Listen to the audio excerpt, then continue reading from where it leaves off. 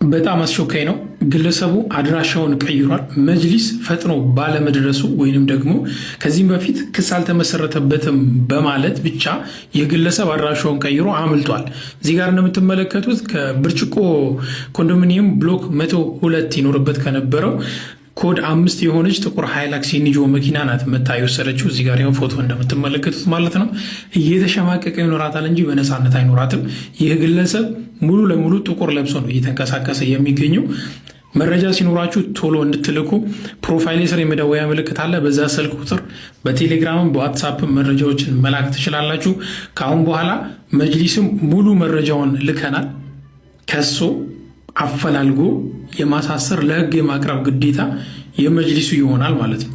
የግለሰብ ግን በነፃነት አይኖራትም። ህግ ባለበት ሀገር እንደው እየተሸማቀቀ ይኖራታል እንጂ አንፋታውም።